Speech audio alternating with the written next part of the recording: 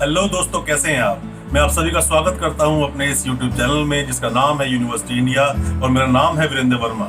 जैसा कि दोस्तों आप सभी जानते हैं कि हम लोग अपने देश विदेश की यूनिवर्सिटीज, कॉलेजेस और उनके कोर्सेज को एक्सप्लोर और रिव्यू करते हैं और आपको बताते हैं क्या कुछ कोर्सेज, यूनिवर्सिटीज और कॉलेजेस एफिलिएट हैं और कौन कौन से डी एफिलिएट कर दे गए हैं, जो कोर्सेज आपके किसी काम के नहीं होंगे करने के भी बाद, और आपको बताते हैं क्या कोर्सेज अच्छे हैं आपके लिए आप करने के बाद। दोस्तों, मैं और मेरी टीम पिछले 15 सालों से एज एन एजुकेशन एक्टिविस्ट काम कर रहे हैं। एजुकेशन सेक्टर में, एजुकेशन फील्ड में लोगों को बताते हैं क्या कुछ यूनिवर्सिटीज, कॉलेजेस और कोर्सेज उनके लिए ठीक है। कोशिश करते हैं आप लोगों को अवेयर करने की एजुकेशन सेक्टर के बारे में। जो भी यूनिवर्सिटी से आप कोर्स करते हैं, किन कोर्सेज को करने के बाद या यूनिवर्सिटीज को ज्वाइन करने के बाद आप फंस सकते हैं किसी स्कैम में, और बताते हैं आपको कौन सी यूनिवर्सिटीज अच्छी हैं जहां से आप अच्छे कोर्सेज को ज्वाइन करके सक्सेस कर सकते हैं अपने फ्यूचर में। दोस्तों, यूं तो अपने देश में न जाने कितने ही यूनिवर्सिटीज अवेलेबल हैं और हजारों लाखों स्टूडेंट्स हर साल अपनी ग्रेजुएशन या अपनी मास्टर्स या अपनी एजुकेशन को पूरा करके एंटर करते हैं अपने जिंदगी के दूसरे पड़ाव में और कोशिश करते हैं कुछ बनने की। ऐसे ही छोटे से आंकड़ों से मैं आज शुरू करूंगा अपनी वीडियो को। सबसे पहले आपको बताता हूं कुछ यूनिवर्सिटीज के बारे में। दोस्तों, according to the UGC, university grants commission, 2020 फरवरी तक का ये आंकड़ा मैं आपको बता रहा हूं। टोटल यूनिवर्सिटीज हमारे हिंदुस्तान में जो कि 935 यूनिवर्सिटीज टोटल अभी चल रही हैं, इंक्लूडिंग 409 स्टेट यूनिवर्सिटीज के साथ उसको मिलाकर 349 यूनिवर्सिटीज प्राइवेट यूनिवर्सिटीज हैं, 50 सेंट्रल यूनिवर्सिटीज हैं और 127 डीम्ड यूनिवर्सिटीज हैं। डीम्ड टू बी यूनिवर्सिटीज भी हम इसको बोलते हैं। दोस्तों, आप लोगों से मैं क्वेश्चन चाहूंगा पूछना, मुझे जरूर बताना मेरे कमेंट बॉक्स में जाकर, क्या हमें जरूरत है इतनी सारी यूनिवर्सिटीज की। हमारे देश की जहां जनसंख्या 130 करोड़ लगभग है और यूनिवर्सिटीज हमारे पास लगभग 1000 यूनिवर्सिटीज अवेलेबल हैं और देश में कई जगह जगह हर साल नई नई यूनिवर्सिटीज और कॉलेजेस ओपन हो जाते हैं हर साल। दिन ब दिन, हर महीने या सालों में हमारे सामने आते हैं नए नए स्कैम एजुकेशन में। और ये स्कैम होते ही क्यों है, क्यों आते हैं स्कैम हमारे सामने? ये आते हैं सिर्फ और सिर्फ स्टूडेंट्स की ना होने की वजह से यूनिवर्सिटीज में।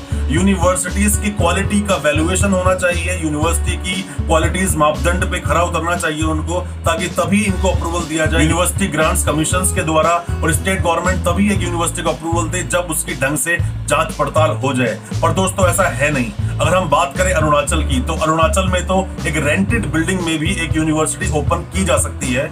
30,000 स्क्वायर फीट का एरिया आपके पास सिर्फ होना चाहिए और आपके पास मिनिमम लीज होनी चाहिए 30 साल की। अगर 30 सालों की लीज आपके पास डॉक्यूमेंट्स हैं तो आप यूनिवर्सिटी का अप्रूवल ले सकते हैं। इसीलिए कुछ ऐसे और भी स्टेट्स हैं जहां पर छोटे बजट में यूनिवर्सिटीज खुल जाती हैं और छोटे छोटे या बड़े लेवल के स्कैम शुरू हो जाते हैं, और सिर्फ इसलिए क्योंकि यूनिवर्सिटी की जो जरूरत है, फाइनेंशियल नीड्स है, वो पूरी नहीं हो पाती। दोस्तों, आज हम लोग बात करेंगे हिमालयन यूनिवर्सिटी के बारे में।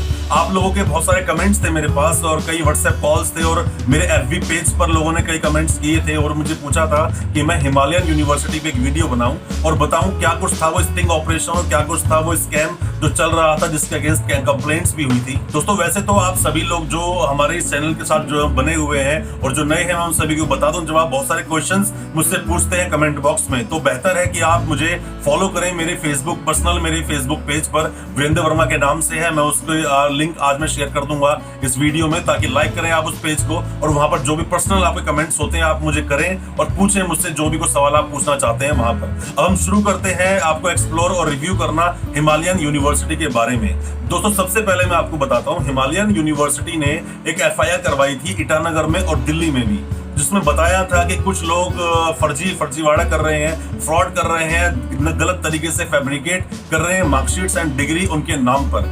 दोस्तों, इस पर बहुत सारे सवाल जवाब हैं जो मैंने खुद निकाले हैं, डेट्स को लेकर कि कब एफआईआर हुई है ये और कब स्टिंग ऑपरेशन हुआ, उसके साथ साथ ही यूनिवर्सिटी को कब एफिलिएशन मिला, कब स्टार्ट हुई, ऐसे बहुत सारे सवाल जवाब है मेरे साथ। पर सबसे पहले मैं आज का वीडियो शुरू करूंगा यूनिवर्सिटी कुछ अप्रूवल्स के बारे में। दोस्तों, यूनिवर्सिटी, पहले तो क्वेश्चंस लोगों ने मुझसे पूछे क्या ये यूनिवर्सिटी फर्जी है या नकली है। दोस्तों, ऐसा कुछ नहीं है। यूनिवर्सिटी को अप्रूवल दिया है यूजीसी ने और अप्रूवल दिया है स्टेट गवर्नमेंट ने, और अब तो इस यूनिवर्सिटी के पास डेब का अप्रूवल भी आ चुका है, डिस्टेंस एजुकेशन का। अब बात रही इसके स्कैम की। देखो, एक स्कैम होना या यूनिवर्सिटी में इलीगल एक्टिविटीज होना वो एक अलग चीज है, वो इन अप्रूवल से कोई वास्ता नहीं रखता है। वो डिपेंड करता है यूनिवर्सिटी के मैनेजमेंट पर, किस तरह से मैनेजमेंट उन चीजों को फॉलो कर रहा है। चलिए दोस्तों, मैं आपको बताता हूँ पहले इस क्या था ये सब स्कैम और क्या हुआ था सब कुछ, ये एक स्टिंग ऑपरेशन। दोस्तों, मेरे हाथ में हिमालयन यूनिवर्सिटी की एक कॉपी है जिसके अंदर की 2 एफआईआर हैं दो FIR है। एक FIR तो वो जो कि इन लोगों ने 3 तारीख को मतलब कि 3 सितंबर को FIR करवाई ईटानगर पुलिस स्टेशन में, जिसके SI थे नीरज निशांत। मैं SI का नाम इसलिए क्लियर कर रहा हूं कि बताऊंगा अगली वीडियो में ऐसा मैंने क्यों बोला इस वीडियो के अंदर। और दूसरी दोस्तों FIR है जो कि करवाई गई दिल्ली और ईटानगर में, जो करवाई गई चमन किशोर के बारे में। एक चमन किशोर जिसको बोला न्यूज जो स्टिंग ऑपरेशन हुआ था उसमें नाम आया था उसका। अब दोस्तों ये है क्या चीज? दोस्तों सबसे पहले एक बहुत बड़ा एक सवाल या जवाब मेरे कुछ जहन में है, शायद आप लोगों के दिल में भी अभी आ जाए जब मैं आपको बताऊंगा। स्टिंग ऑपरेशन होता है वो होता है 29 अगस्त 2019 को, और जो FIR कटवाई जाती है FIR कटवाई जाती है 3 सितंबर 2019 को, मतलब विद इन 5 डेज। जैसे ही स्टिंग हुआ अगली FIR कटवा दी जाती है किसी के अगेंस्ट की वो एक फोर्ज डॉक्यूमेंट लेकर पहुंचा यूनिवर्सिटी में। तो ये कौन था, किसके अगेंस्ट FIR हुई थी, मैं आपको बताता हूं थोड़ा सा इसके बारे में। दोस्तों ये कॉपीज है। सबसे पहले FIR हुई, फिर 24 आवर्स के अंदर जो मैंने आपको पिछली वीडियो से बताया था कि 24 घंटे के अंदर मजिस्ट्रेट साहब के सामने पेश करना पड़ता है उस एक्यूज को। तो ये सबसे पहले है जब पेश किया गया उनको 24 घंटे के बाद। और जो ये FIR काटी गई, पहले मैं नाम बताया था आपको, द एक्यूज श्रीमती मसूमा मुनावर अली बिरानी। इनको ये जो रहने वाले हैं ये मुंबई के हैं, अंधेरी के रहने वाले हैं, ऐसा यूनिवर्सिटी ने ऐसा दावा किया रजिस्ट्रार साहब ने। मैं इसमें आपको बता देता हूँ रजिस्ट्रार साहब ने क्या कंप्लेंट दी थी। तो दोस्तों मैं सबसे पहले शुरू करता हूँ जो एक FIR कंप्लेंट दी गई, जो कि दी गई थी रजिस्ट्रार साहब के द्वारा, जो हिमालयन यूनिवर्सिटी के रजिस्ट्रार हैं, जिनका नाम है doctor Vivek Mittal, registrar Himalayan university. इन्होंने ये एक FIR करवाई थी जिसमें इन्होंने ऐसा बताया कि एक लेडीज हैं जो कि अपनी BBA की मार्कशीट के साथ यूनिवर्सिटी में आई थी। और क्या थी मैं छोटा सा आपको इस बारे में बताता हूं। जो अपनी कंप्लेंट रजिस्टर करवाते हैं 3 तारीख की ये कंप्लेंट है, और इसमें ये बोलते हैं कुछ, मैं आपको पढ़कर बता देता हूँ। ऑन 3/9/2009 मतलब कि 3 सितंबर की ये बात है। इसमें बोलते हैं written complaint was received from the doctor Vivek Mittal, registrar Himalayan university. That is ये बता रहे हैं CNN न्यूज में ये एक स्टिंग ऑपरेशन आया था जिसके अंदर की बात बता रहे थे कि style of degree on sale, fake degree, ये सब कुछ के बारे में ही बता रहे हैं। इसके अंदर की कोई है दिल्ली में जो कि डिग्री फेक सेल कर रहा है और फॉर्ज डॉक्यूमेंट्स की वो बिक्री कर रहा है वहां पर। इसके ऊपर इन्होंने बोला कि in further course of investigation इसमें basis of the same reliable information on lady namely. अब यहाँ से शुरू होती है पूरी कहानी। ये क्या है, ये बोलते हैं जो कंप्लेंट दी इन्होंने, वो बोलते हैं इसके अंदर की Shrimati Masumi Munawar Ali Vimani @ Merchant Masum Abdul Kirban, wife of Munawar Ali Virmani, hailing from the Mumbai and lodge in hotel. एक होटल में जाके लोग जाके रुकते हैं जिसका नाम है PYBSS Itanagar with her sister miss Aasma. दोस्तों ये पूरा बताना चाहते हैं इस कंप्लेंट के अंदर इन्होंने बताया कि इस कैंडिडेट के पास, जिनकी एज लगभग 41 साल है, ये रहने वाली है, मूल निवासी है मुंबई की, अंधेरी की। इनका जो नाम मैंने अभी आपको बताया जो कि इनका नाम है मसूमी मुनावर अली विरवानी। और दोस्तों ये बोलते हैं कि BBA की मार्कशीट थी इनके पास 1 से लेकर 6 सेमेस्टर तक, जिसमें इन्होंने बताया कि इन्होंने 2017 में ये मार्कशीट ली थी। और इन्होंने अपने कन्फेशन में ये भी बताया कि मैंने कभी क्लास नहीं लगाई, मैंने कभी कोई एग्जाम नहीं दिया और मैंने मार्कशीट ले ली। और जो मैंने मार्कशीट ली थी एक इंस्टीट्यूट एस्टेब्लिश था यहाँ नोएडा में, यूपी में, और उसके थ्रू ये मार्कशीट सारी ली गई थी, कुछ पैसे उसके एवज में दिए गए थे। अब दोस्तों सबसे पहले तो एक क्वेश्चन राइज होता है कि जो स्टिंग ऑपरेशन हुआ CNN न्यूज ने जो किया था वो किया था 29 तारीख को, 29 अगस्त को ये यूट्यूब पर और चैनल्स पर आ गया था, सब लोग इसको इजीली देख पा रहे थे। FIR कटती है 3 तारीख को, 3 सितंबर को, 3 सितंबर को। दोस्तों मेरा क्वेश्चन ये है, 2014 से यूनिवर्सिटी चल रही है, 2019 में कंप्लेंट करवाई जाती है, तो क्या 5 साल तक कोई भी स्टूडेंट ऐसी कोई यूनिवर्सिटी में मार्कशीट्स लेकर नहीं आया था? और क्या ये एकदम से कोई भी स्टिंग हो गया, एकदम से कोई फ्रॉड हो गया, एकदम से कोई स्कैम हो गया और ऐसे पहले कुछ ऐसा हुआ ही नहीं था? दोस्तों ये सब कुछ है क्या चीज, पहले मैं आपको बताता हूँ। देखो इसके अंदर एक तो इनके अगेंस्ट FIR हुई, जिसमें FIR होने के बाद में इनको लेकर जाया गया मजिस्ट्रेट साहब के सामने। मजिस्ट्रेट साहब के सामने जाकर उनके जो एडवोकेट थे, वहीं पर एडवोकेट इन्हें मिल गए जिन्होंने बेल एप्लीकेशन लगाई। और बेल एप्लीकेशन लगाने के बाद दोस्तों जो जजमेंट है, आप लोगों के शायद ये काम आएंगे कभी ना कभी लाइफ में। 2 जजमेंट्स हैं जिसमें कि एक तो जजमेंट है Arnesh Kumar versus state of Bihar, जिसके अंदर बताया गया है कि पुलिस को पावर तो मिलती है 41 CRPC में आपको अरेस्ट करने की, बट जस्टिफिकेशन ऑफ अरेस्ट को देना बहुत जरूरी है कि आपने अरेस्ट क्यों किया, क्या डॉक्यूमेंट्स इनके हाथ से बरामद हुए। और वहीं दूसरी एक जजमेंट और भी है, आप उसमें देख सकते हैं, जो कि DK Basu versus state of Bengal, जिसमें बताया गया है कि आफ्टर अरेस्ट एक व्यक्ति के क्या क्या अधिकार हैं जो वो मांग सकता है। इनको आप थोड़ा समझ लेना दोस्तों, ये सब कुछ स्कैम चलता कैसे और क्या चीज है। आप एक बात को समझिए, मैं नहीं बोल रहा हूं कि यूनिवर्सिटी ने गलत किया या यूनिवर्सिटी इन्वॉल्व थी या नहीं थी। ये मैं क्वेश्चन छोड़ता हूं आप लोगों पर, पेरेंट्स पर, और उन लोगों पर जो इस वीडियो को देख रहे हैं या जिन लोगों ने उस स्कैम को देखा था। मैं कोई नहीं हूं यूनिवर्सिटी को जजमेंट देने वाला कि यूनिवर्सिटी गलत है। बस मैं बात कर रहा हूं उन आंकड़ों की, और मैं बात कर रहा हूं इन एफआईआर और कंप्लेंट्स की। तो दोस्तों है क्या चीज, होता क्या है कि कुछ यूनिवर्सिटीज क्या करती हैं कि अपने, देखो एक यूनिवर्सिटी अपने यूनिवर्सिटी के बाहर तो बोर्ड लगा नहीं सकती कि वो इलीगल एक्टिविटीज करेगी, उसको पैसे की जरूरत है। वो करती क्या है कि कुछ कंसल्टेंट्स को, कुछ एजेंट्स को हायर करती है और बोलती है आप ऐसा काम करो और आप स्टूडेंट्स को लेकर आओ हमारे पास और हम उनको डिग्री इशू कर देंगे। ऐसा होता है सब कुछ।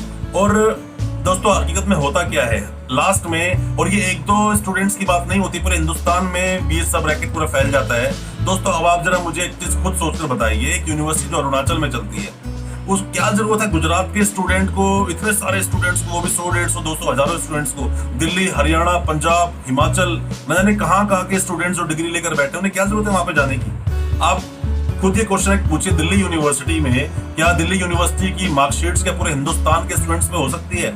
थोड़ा सा मुश्किल होगी ये चीज, जब हो सकती है जगह अगर कुछ इजी वे हो मार्कशीट लेने का। दोस्तों मैं सभी कंसल्टेंट्स और एजेंट्स को एक बात आगाह करना चाहता हूँ, जब एक सेना लड़ने जाती थी पहले के, जब युद्ध हुआ करते थे तो पैदल सेना सबसे आगे हुआ करती थी। क्यों? क्योंकि लड़ती है फौज नाम सरदार का, अगर जीत गए तो उस सेना का नाम कभी नहीं होता, नाम होता सरदार का ही था, मतलब यूनिवर्सिटी ही जीतेगी। वो पैदल सेना में जो आगे लड़ने वाले थे वो सिर्फ मरने के लिए होते। वो क्यों होते हैं कि छोटे छोटे एजेंट्स छोटे छोटे फायदों में यूनिवर्सिटी के लिए काम करना शुरू कर देते हैं। जैसे ही कोई स्कैम होता है तो इसी तरह की एफआईआर कटवा दी जाती है उन लोगों के अगेंस्ट और छोड़ दिया जाता है मरने के लिए, कोई किस तरह का फेवर नहीं मिलता। मेरी आप लोगों सभी को एक एडवाइस है, जैसे मैंने आपको बोला कि हम एक एजुकेशन एक्टिविस्ट हैं जो कि आप लोगों को अवेयर करते हैं सही और गलत के बारे में। दोस्तों आप अपने साथ में एक अच्छे एडवोकेट को रखें, अच्छे एडवोकेट की सलाह जरूर लें चीजों के लिए, कुछ भी यूनिवर्सिटी से टाइप करने से पहले, और यूनिवर्सिटी से आप एफिलिएशन जरूर लें, ऐसे ही काम ना शुरू करें। पर दोस्तों ये भी कुछ पॉसिबल नहीं है। अगर हिमालयन यूनिवर्सिटी का दिल्ली में कोई कैंपस चल रहा है, शकरपुर में इन्होंने कंप्लेंट करवाई है, तो ये एक इलीगल चीज है, जो कि एक जजमेंट आया था, एक ऑर्डर था सुप्रीम कोर्ट का 2005 में, professor Yashpal versus state of Chhattisgarh, जिसमें ये बताया कि कोई भी यूनिवर्सिटी अपना कोई भी ऑफ कैंपस ऑफिस नहीं बना सकती है आउट ऑफ द जुरिस्डिक्शन। जहां पर अगर यूनिवर्सिटी ईटानगर में है तो ईटानगर में ही वो चलेगा, उसके अलावा पूरे हिंदुस्तान में कहीं कोई भी ऑफिस नहीं खोला जाएगा। अगर इस यूनिवर्सिटी का चल रहा है दिल्ली में तो वो क्यों चल रहा है? अब दोस्तों मैं छोटी सी बात आपको रुक करता हूँ। इस यूनिवर्सिटी में जो स्टूडेंट यूनियन है उन लोगों ने बहुत बवाल किया था, बहुत तरह के नारेबाजी हुई थी और यूनिवर्सिटी की बहुत बदनामी हुई थी इससे। उसी को देखते हुए भी एफआईआर कटवाई गई। अब थोड़ा बताता हूं मैं उसके बारे में, वो सब कुछ क्या था। दोस्तों सितंबर 2019 में ही यूनिवर्सिटी में बहुत ज्यादा आवाज उठ रही थी स्टूडेंट यूनियन की, जिसमें वो लोग मांग रहे थे, कुछ उनकी शर्तें थी करने के लिए, जो इस स्टूडेंट यूनियन के जो प्रेसिडेंट है, गियोगी तानिया उनका नाम है, जिन्होंने बोला कुछ उनकी शर्तें थी। उन्होंने पहली शर्त ये बोली कि हम लोगों को शुरू से लेकर जब से यूनिवर्सिटी स्टैब्लिश हुई 2014 से लेकर अभी तक 19 तक सभी स्टूडेंट्स का डाटा चाहिए, किन किन स्टूडेंट्स को आप लोगों ने डिग्री अवार्ड की है, किन किन स्टूडेंट्स को आपने पास आउट किया है यूनिवर्सिटी से, जो कि स्टूडेंट्स का अधिकार भी है और ये यूनिवर्सिटी को करना भी चाहिए। वैसे तो यूनिवर्सिटी बाउंड है, उसे हर साल अपनी एक लिस्ट को अपलोड करना पड़ता है, अपनी वेबसाइट पे बताना पड़ता है किन किन स्टूडेंट्स को डिग्री अवार्ड की है, बट ऐसा यूनिवर्सिटीज करती नहीं है। दूसरी इन लोगों की डिमांड थी कि जल्द से जल्द दिल्ली में जो इनका एक ऑफिस चल रहा है उस ऑफिस को जल्द से जल्द बंद किया जाए, वरना ये प्रोटेस्ट रुकेगा नहीं और वरना ये चलता रहेगा। कि वहां पर लगातार यूनिवर्सिटी में भी और इस स्टूडेंट यूनियन ने खुद बोला कि लगातार कंप्लेंट्स आती रहती हैं, सुनने को मिलता रहता है कि दिल्ली ऑफिस से कुछ इलीगल एक्टिविटीज चल रही हैं। ये आप न्यूज चैनल पे देख सकते हो या पिछली यूट्यूब की वीडियोस में देख सकते हो, जो इस स्टूडेंट यूनियन के लीडर ने ये बात बोली थी ऑन कैमरा। फिर तीसरी शर्त इन्होंने बोली कि हमें जल्द से जल्द हमें यूनिवर्सिटी के चेयरमैन के साथ मिलवाया जाए, हमें उनसे बात करनी है इन सब सीरियस टॉपिक्स के बारे में, क्योंकि उस टाइम यूनिवर्सिटी चेयरमैन यूनिवर्सिटी में अवेलेबल नहीं थे और यूनिवर्सिटी के ही उस टाइम एक रिप्रेजेंटेटिव ने बोली ये बात कि विदिन अ वीक चेयरमैन साहब आएंगे, तब आप मिलना जो यूनिवर्सिटी के चेयरमैन है उनके साथ। साथ में ही इस स्टूडेंट यूनियन ने ये मांग भी रखी, इन्होंने बोला कि हम लोगों को बड़े ही ट्रांसपेरेंट एक इन्वेस्टिगेशन चाहिए और हम चाहते हैं सब कुछ चल क्या रहा है, क्योंकि हम जो डिग्री ले रहे हैं इन डिग्रियों की वैल्यू नहीं करते हैं। जब हम जाते हैं किसी कंपनीज में या गवर्नमेंट जॉब में तो हमारे साथ में बहुत सारे सवाल या जवाब खड़े हो जाते हैं। दोस्तों अगर एक यूनिवर्सिटी ने मान लो कि 10,000 एक इलीगल अगर डिग्रीज किसी को अवार्ड कर दी, बट वहां पर जो पढ़ रहे थे 3,000 स्टूडेंट्स रेगुलर, उन लोगों का क्या कसूर है? वो तो सिस्टमेटिकली क्लासेस ले रहे हैं, सब कुछ सिस्टमेटिकली कर रहे हैं। होता क्या है कि गेहूं के साथ घुन भी पिसता है। ऐसी सेम तरीके का मान लीजिए कि जो रेगुलर स्टूडेंट क्लास ले रहे हैं वो भी पिस जाते हैं साथ साथ इसी एक स्कैम में जो कि चल रहा होता है किसी भी यूनिवर्सिटी का। दोस्तों आप सभी कंसल्टेंट, जो भी कोई एजेंट लोग यूनिवर्सिटी से काम करते हो या स्टूडेंट जिन्होंने किसी भी ऐसी यूनिवर्सिटी से ली हो कोई भी डिग्री, या फिर देखो होता क्या है, ये सब चलता क्यों है? क्योंकि स्टूडेंट लोग जो डिग्रियां लेते हैं ऐसी यूनिवर्सिटी से वो खुलकर सामने आना नहीं चाहते, डर है उनके दिल में किसी भी तरह का, क्योंकि पहले से उन्होंने गलत स्टेप लिया हुआ है अपने साथ। और साथ ही वो कंसल्टेंट एजेंट जो जुड़े हैं यूनिवर्सिटी से, क्योंकि यूनिवर्सिटी अपना हाथ खींच लेती है, किसी भी तरह का सपोर्ट नहीं देती है किसी भी कंसल्टेंट को जब ऐसे स्कैम हो जाते हैं। दोस्तों वैसे तो हमारे संविधान, जो हमारा constitution, freedom of speech and expression, आपको अधिकार है, हमारा संविधान बोलता है आपको बोलने की, और आपको कोई रोक नहीं सकता इस बात से। तो आप जरूर आइए सामने, खुलकर आइए। अगर आपके दिल में कोई किसी भी यूनिवर्सिटी को या किसी भी कॉलेज को लेकर अगर कोई रोष है आपके दिल में, किसी भी तरह की कोई प्रॉब्लम है, अगर आप चाहते हैं बोलना, तो आप सामने आइए, या फिर आप हमें लाइक करें, हमारे इस कमेंट करें हमारे इस यूट्यूब चैनल पे, या फिर मेरे फेसबुक पेज पर आकर आप कमेंट करें। हम लोग लड़ेंगे बिल्कुल आपके हक के लिए और आपकी बातों को सामने लाकर रखेंगे। दोस्तों हिमालयन यूनिवर्सिटी ने जो एफआईआर कटवाई, जो एक तो पहले एफआईआर कटवाई जो कि मैंने आपको बताया मासूमा विमानी के अगेंस्ट में जो एफआईआर कटवाई, उनको तो जेल भेजने की पूरी तैयारी कर दी गई थी, वो बस बच गए, उनकी बेल हो गई वहां से। और दोस्तों ऐसे संगीन अपराधों में इनकी एफआईआर कटवाई गई है। साथ ही जो एक चमन किशोर का नाम आया था स्टिंग ऑपरेशन में, जिसका हालांकि उसका फेस भी उसमें विजिबल नहीं था और कौन इंस्टीट्यूट कहां पर, ये सब कुछ विजिबिलिटी उसके अंदर नहीं थी, तो इसलिए हम उसको कोई भी प्रमाण या सर्टिफिकेट नहीं दे सकते कि वो सही था या गलत था।